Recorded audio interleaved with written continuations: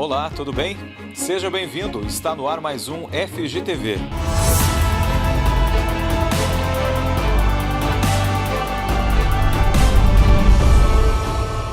A principal dificuldade que os acadêmicos têm demonstrado na sala de aula é realmente as normas da ABNT.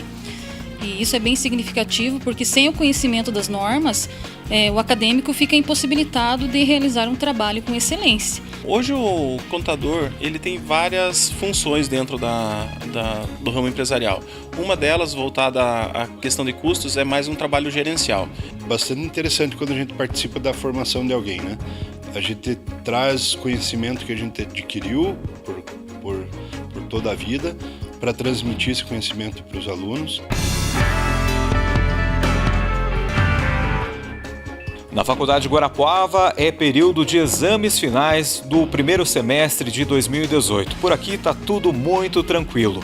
Mas tem gente que vai aproveitar agora as férias deste mês de julho para pensar no TCC, o trabalho de conclusão de curso.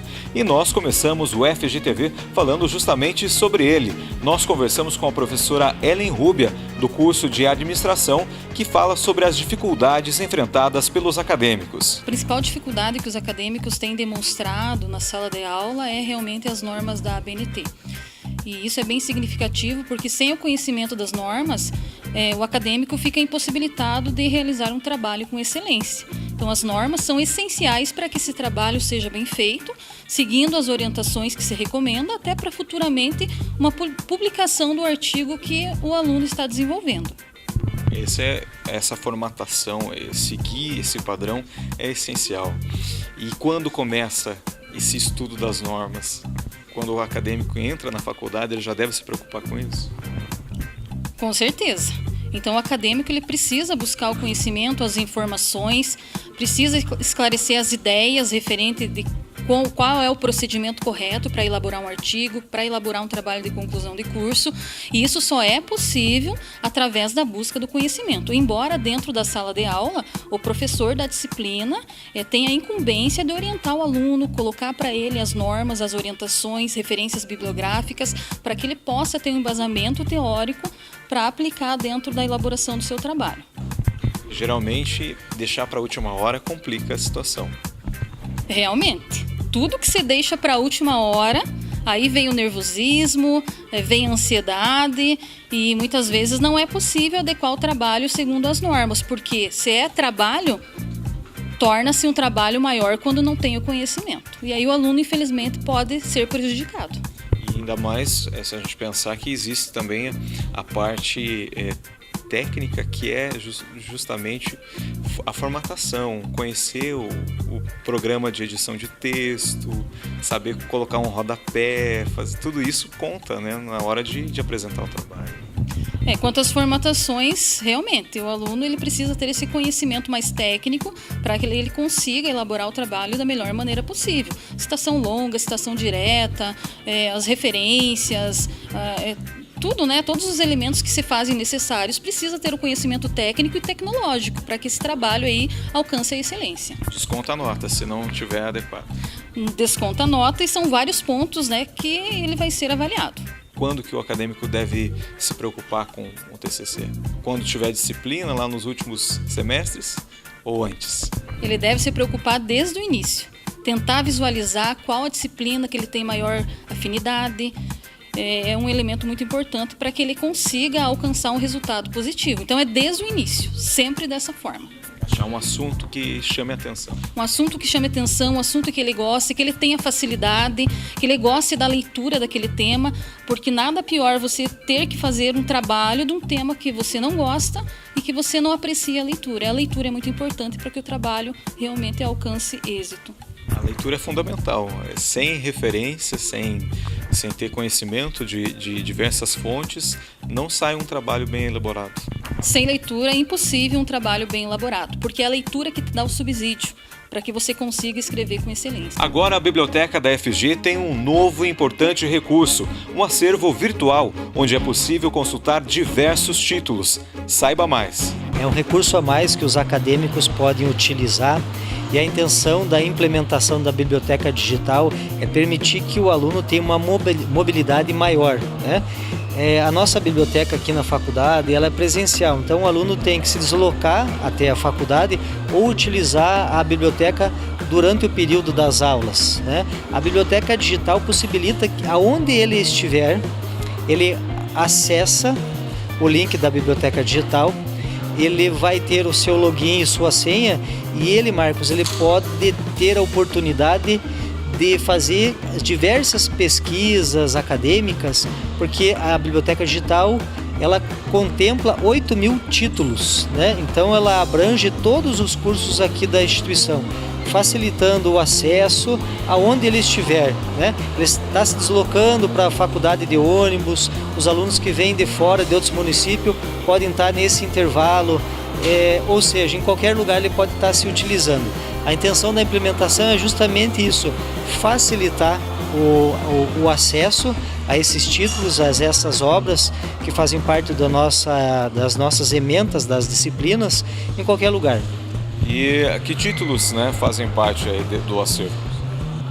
Todos os títulos referentes aos cursos que nós temos aqui. Então, peço que o aluno faça o seu cadastro, né? Nós temos no próprio site e nas nossas mídias sociais, no Facebook, um link específico onde ele vai realizar o seu cadastro e a partir desse cadastro ele vai receber um e-mail de confirmação com o seu login e com a sua senha, né? Além disso, a biblioteca digital ela tem outros recursos que são bem interessantes, que você pode estar fazendo recortes específicos e deixando no seu espaço lá, né? Fazendo comparação de outras obras, permitindo que você retire citações para a inclusão de trabalhos acadêmicos no TCC. Então, assim, é mais uma ferramenta e dentro dessa situação que nós temos hoje, né, numa velocidade, de uma mobilidade e até uma facilidade de acesso, ela vem complementar a nossa biblioteca aqui, permitindo esse acesso com uma maior rapidez, uma maior agilidade e acessando em qualquer lugar. Enriquecer também a pesquisa acadêmica. Sem dúvida nenhuma. E além disso, não fica só distrita ao curso que ele está realizando, né? Ele tem disponibilidade de outras obras, então ele pode enriquecer ainda mais, né? Não só de forma específica do curso que ele faz parte aqui na instituição. E a gente vai mostrar para você como fazer o cadastro e acessar a biblioteca digital da FG. Aqui na página da Faculdade Guarapuava, já no menu principal do lado esquerdo, você vai encontrar aqui um link da biblioteca digital da FG. Aqui na próxima página que abre, tem um link onde você vai fazer o seu cadastro. É só clicar aqui. O primeiro passo então que a gente vai fazer é preencher este formulário de inscrição na biblioteca digital. Então vamos lá.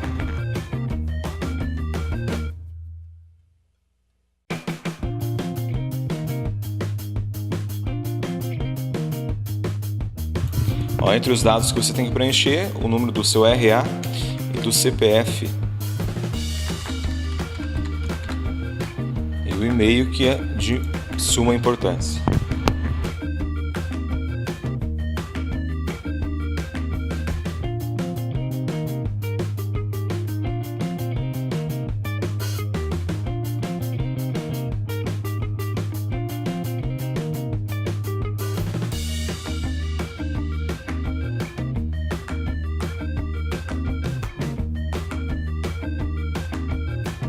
Olha, rapidinho então eu preenchi aqui o cadastro e clica em enviar. Seu cadastro foi realizado. Dentro de 2 dias úteis você receberá um e-mail com as instruções para acessar o portal. Então, agora é só a gente aguardar receber esse e-mail e depois ter acesso total à biblioteca digital da FG.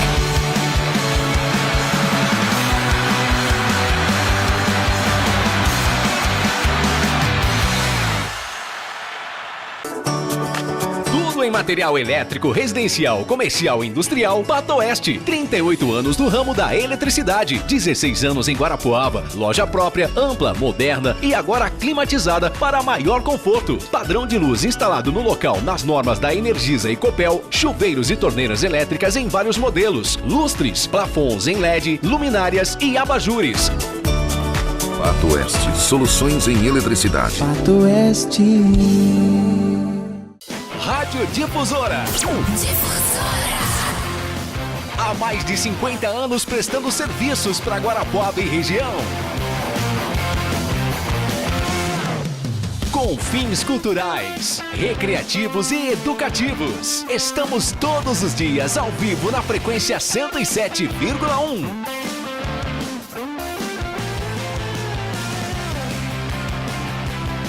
Sempre com o compromisso de entreter. Fala, Jorge! Passar a notícia. Estamos chegando com mais um programa Combate pela sua Rádio Difusora. E animar o seu dia. Rádio Difusora FM 107,1. A sua melhor companhia. Difusora FM.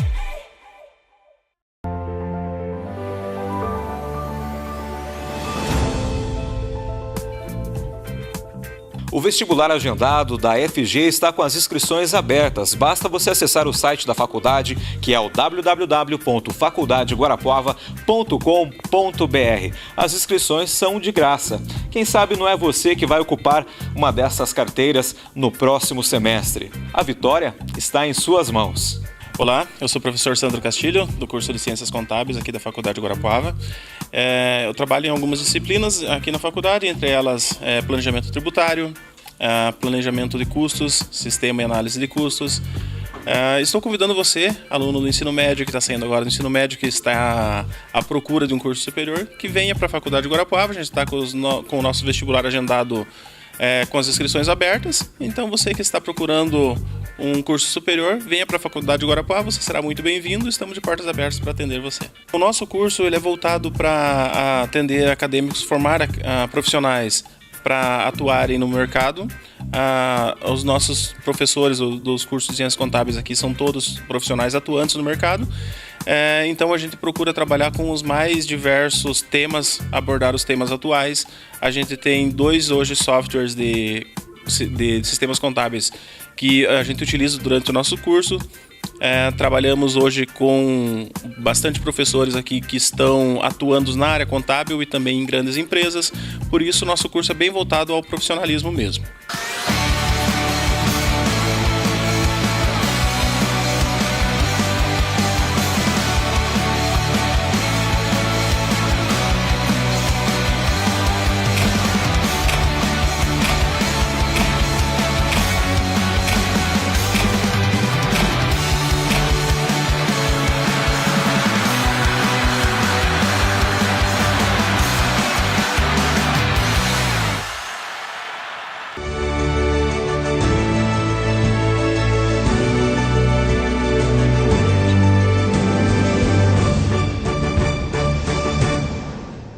Eu sou um dos professores mais antigos aqui da instituição. Eu entrei aqui em março de 2008, então esse ano até recebemos uma homenagem por parte da instituição dos 10 anos de casa. Eu sou formado em administração aqui pela própria Faculdade de Guarapuava. Sou da primeira turma, me formei em 2004. Depois fiz pós-graduação, fiz mestrado em administração e estou aqui desde 2008 atuando principalmente nos cursos de administração e também de recursos humanos. E quando que a sala de aula surgiu como uma oportunidade de partilhar conhecimento, de ajudar na formação de novos profissionais? Então, foi um convite. Nunca tinha pensado em ser professor e seguir essa carreira. E a professora Rita, que ainda trabalha aqui conosco, e a professora Rita, ela me convidou, e outros professores também que trabalhavam aqui, e como me conheciam de sala de aula, e acharam que o meu perfil seria para quem sabe ser professor, me convidaram e falaram: Felipe, não quer tentar, né, se especialize. E aí eu fui atrás de conhecimento, fiz outros cursos que preparam para a carreira docente e acabei aceitando o convite e vim para a faculdade para fazer um teste primeiramente e ver se era isso que eu gostaria de ter como carreira. E gostei muito, os alunos gostaram e dali para frente nunca mais parei, né? Então são 10 anos aqui na instituição e também me dedico em outras instituições também, mas exclusivamente na Faculdade de Guarapuava é a minha primeira casa desde a graduação e continuo até hoje como professor. E como foi estar em sala de aula? Ter esse... o que mudou na sua vida com esse contato com os alunos? Olha, é bastante interessante quando a gente participa da formação de alguém, né? A gente traz conhecimento que a gente adquiriu por toda a vida para transmitir esse conhecimento para os alunos e a gente vê o reconhecimento dos alunos e a importância que eles dão quando a gente se dedica a ensinar alguém. Então é bastante gratificante, né? Quando você transmite esse tipo de conhecimento e acaba também aprendendo muito com as outras pessoas. Os nossos alunos, eles têm um perfil de ser um pouco mais velhos, né? Já estão numa carreira profissional, são alunos que já trabalham no mercado aqui em Guarapuava. Quem sabe, já trabalhei com vários alunos que eram muito mais velhos que eu e tinham mais experiência profissional que a minha. Então a gente acaba dividindo muito conhecimento e a gente acaba aprendendo também bastante nesse convívio de sala de aula. E o professor tem que buscar sempre estar à frente, sempre atualizado e preencher as lacunas que, de repente, mesmo o profissional que está no mercado há muito tempo, ainda é carente.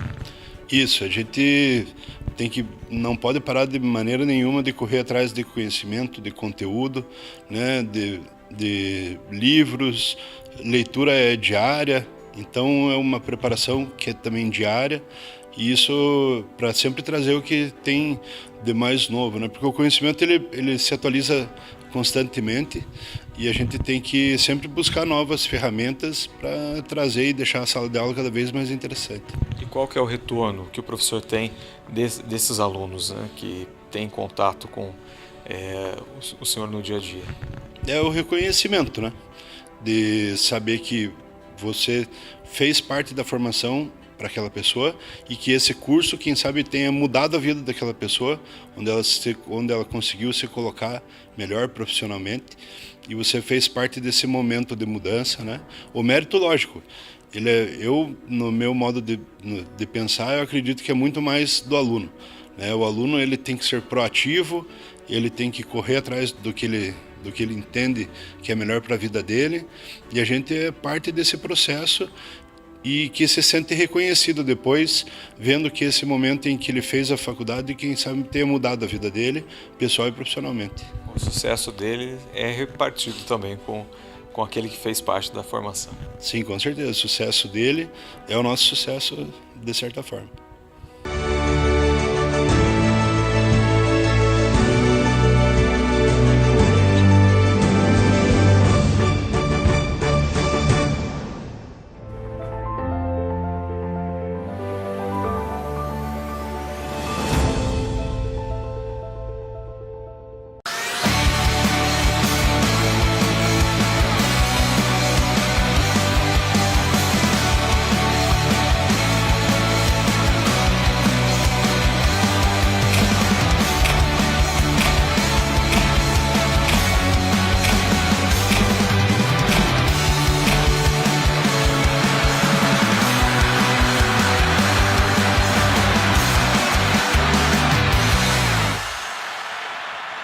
Rádio Difusora. Há mais de 50 anos prestando serviços para Guarapuava e região. Com fins culturais, recreativos e educativos. Estamos todos os dias ao vivo na frequência 107,1.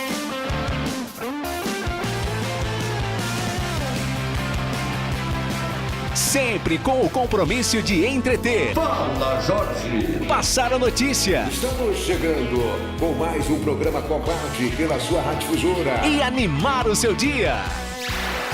Rádio Difusora FM 107,1. A sua melhor companhia. Difusora FM.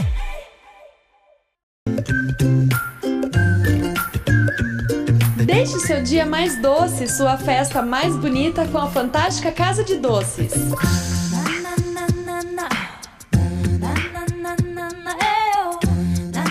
Amplo espaço, muitas novidades e preços excelentes. Vem conferir e se deliciar na fantástica Casa de Doces.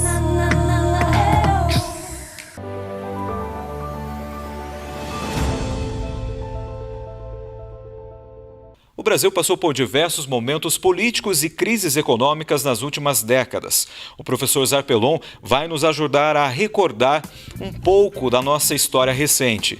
A crise que nós estamos atravessando, principalmente a partir de 2013, 2014, e ela se estende e deve ainda permanecer por mais alguns anos, ela é a maior crise, segundo os dados econômicos do IPEA e de economistas e principais indicadores que você verifique.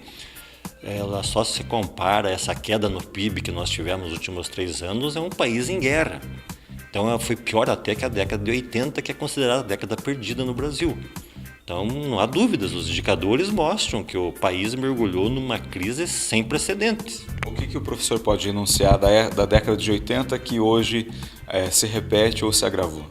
A década de 80, ela começou, na verdade, em 79, quando começou a crise do petróleo internacional, né? Algumas guerras no Oriente Médio, teve o choque do petróleo e os países altamente endividados, o próprio Brasil, para fazer a infraestrutura da década do milagre econômico, que foi a década de 70, o Brasil precisou se endividar.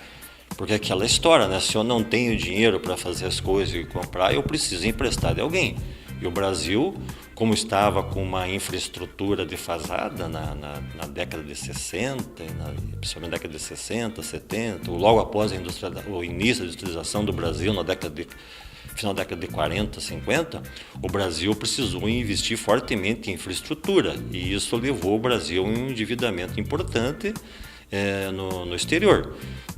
Em 79, quando começou na verdade, a crise, em função da desvalorização da moeda na época, a guerra do petróleo, aumento do petróleo. O petróleo saiu de 12, 13 dólares o barril para 70, 80 dólares, isso naquela época. Então você veja o tamanho da crise. Evidentemente, a crise se agravou em 81, onde daí em 1981 tivemos 2 max desvalorização do dólar, do dinheiro da época em relação ao dólar, na faixa de 30%. Então se imagina as pessoas e tinha muitas empresas endividadas em dólar no Brasil, porque na época eu era bancário e você fazia operações bancárias com lastro no dólar.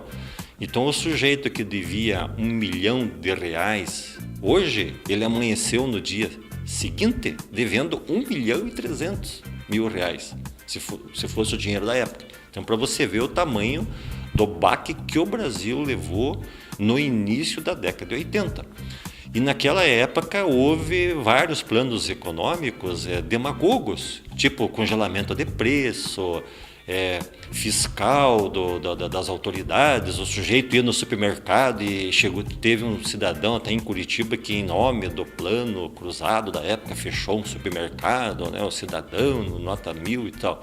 Ou seja, toda essa parte demagógica que envolveu os planos econômicos na década de 80. Não medidas concretas, sérias para resolver o problema. Exato, muito intervencionismo. Vamos supor, o Brasil tinha uma reserva de mercado muito forte, ou seja, os preços, não tinha concorrência interna, para você importar qualquer coisa era uma loucura. E com a queda do Muro de Berlim em 88, 89, com o advento da globalização, com a posse do Fernando Collor, houve uma abertura de mercado. Ou seja, o Brasil, naquela época, teve uma canetada, se não me engano, o Fernando Collor eliminou o imposto de importação de 12 mil produtos. Ou seja, houve uma enxurrada de produtos que entraram no mercado nacional, provocando uma competição. E se eliminou as barreiras, as reservas de mercado para os grandes grupos empresariais Historicamente, eles sempre dominaram o Congresso Nacional. Eles sempre têm a bancada dos grandes grupos. Evidentemente, se você tem maioria no Congresso Nacional ou tem um apoio importante, você vai ter uma influência muito grande em fazer leis, né? E se você tem influência, você vai procurar fazer leis que beneficiem os teus grupos. E é assim que funciona no Brasil. Nós não podemos ignorar esse tipo de situação, ou em qualquer lugar do mundo, não é verdade? Os grupos que se elegem, em primeiro lugar, eles vão defender os interesses de grupos. E no Brasil é muito mais forte porque o país não tem um projeto estratégico, né? Nós não temos um plano estratégico. Com exceção da década de 60 e década de 70, o Brasil não tem um plano quinquenal de desenvolvimento, um projeto estratégico, etc. Ou seja, cada um que entra no governo faz o que quer. E é essa situação que nós colhemos. E daí, em 94, quando surgiu o plano real, o Brasil estava numa situação crítica. Em 93, 92, a inflação explodiu naturalmente em função de ações demagógicas, de intervencionismo do Estado, e o mercado reage. O mercado, a economia, ela vai criar antídotos. Não importa o tamanho do veneno que venha do governo, a sociedade sempre vai criar antídotos. E os antídotos no Brasil, por exemplo, ocorrem com desabastecimento. Quando você tabela preço, fatalmente vai acontecer o ágio no mercado, não é verdade? As empresas cobrando sobrepreço, porque ninguém pode comprar nada por 10 e vender por 9, por 8. Isso não existe, né? O comércio, a economia, ela tem que ter valor agregado, porque as empresas não podem se posicionar como se fosse o Papai Noel do mercado, né? Eu não posso comprar nada por 10 e vender por 10, porque eu tenho custos que se incorporam em qualquer atividade econômica. Na década de 90, nós tivemos o Plano Real, que foi completamente diferente de outros 6, 7 planos que nós tivemos anteriormente. Foi uma engenharia econômica muito interessante que deu resultado. Nós tivemos uma estabilidade econômica que veio muito bem até 2002. Em 2002, com a mudança de governo, nos primeiros 4 anos, até 2006, o governo que entrou, ele manteve os fundamentos do Plano Real, não houve uma alteração brusca. Mas a partir de 2006 para cá, a coisa pegou.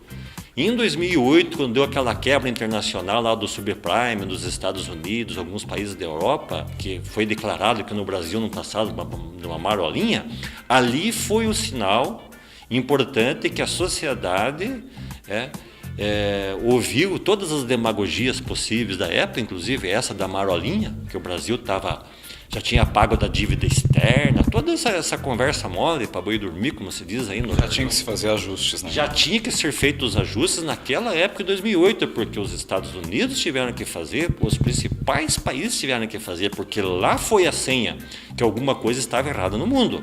Tá? E o Brasil não fez. O Brasil fez justamente ao contrário. Está pagando o preço agora. O que o Brasil fez na época? O Brasil optou pelo consumismo. Em vez de nós fortalecermos o país para produção e exportação, como os principais países que se desenvolveram, como a Coreia, os tigres asiáticos, Japão e vários outros países que se procuraram entrar no mercado de exportação para buscar dinheiro, porque se você não tem dinheiro, você tem que ir atrás do dinheiro, você tem que produzir aqui e vender lá fora onde está o dinheiro, onde está o consumo, não é verdade? E o Brasil fez justamente o contrário, levou o país ao endividamento, o cidadão endividamento, ou seja, o cara comprando carro aí em 70 meses, comprando televisão e tudo quanto é produto em 30, 24, 18 meses, e alavancou o país no consumo, também com desoneração tributária. Esses grandes grupos econômicos, tipo as montadoras, que têm uma força muito grande, eles e mais o sindicato dos trabalhadores, que tem uma influência muito forte no governo, inclusive surgem denúncias de compra de medidas provisórias, isso levaram o país a uma perda violenta de arrecadação. Enquanto as despesas públicas do governo, inclusive de um pessoal aumentando de maneira absurda, a arrecadação começou a cair. E culminou em 2013 com aquelas passeatas. Antes, ali na Copa das Confederações, lembra que o pessoal caminhava nas ruas? E ali foi a senha, novamente, a segunda. Em 2008, o Brasil, as instituições, as forças vivas do país não se acordaram em 2008. também não se acordaram e não perceberam que o momento era grave em 2013. Daí nós tivemos a reeleição, que como desgraça pouco é bobagem, como diz no jargão aí, né? O Brasil, os eleitores acabaram reelegendo uma presidente que já tinha problemas graves de condução econômica e até condições intelectuais, né? E não nos surpreende que em 2014 nós tivemos uma eleição que, como umas mais patéticas e criminosas, de marketing político criminoso, de mentiras, que você ouvia. Dava até nojo de você ver o programa político e os debates dos candidatos, porque era constrangedor você assistir aquelas pessoas, os ataques pessoal, as mentiras, as barbaridades, você sabendo que tudo que estava se colocando lá eram mentiras de todas as partes e nenhum projeto, nenhum programa estratégico se oferecendo e se demonstrando ao eleitor. Não é verdade? E se mordeu a isca. E em função disso, né, e nessa tragédia toda, deu no que deu, né? Nós tivemos em 2014 a reeleição, que foi o ano foi assim terrível.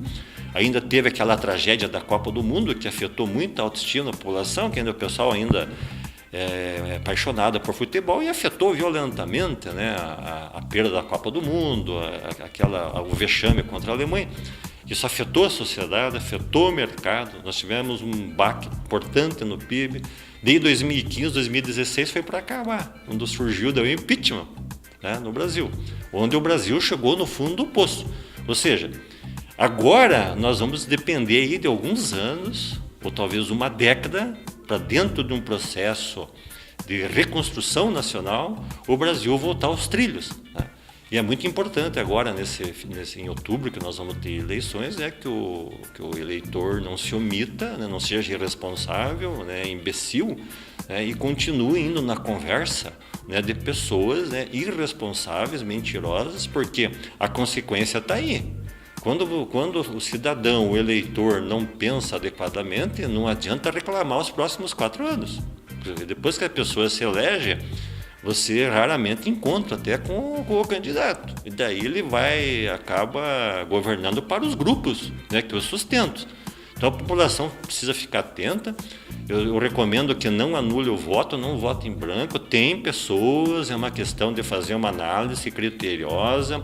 Nós temos que identificar candidatos. Tem pessoas decentes, tem candidatos bons. Nós temos aí, inclusive, que estão no governo, em todos os níveis. Nós temos pessoas que merecem todo o nosso respeito, a nossa admiração, e merecem sim ter os seus nomes analisados. Se for para reeleger, não há problema nenhum, que nem todas as pessoas que fazem parte das assembleias e de congresso são pessoas que não têm reputação. Tem muita gente com reputação. É uma questão de não se transformar assim de maneira muito simples. Vou lavar as mãos como Pilatos.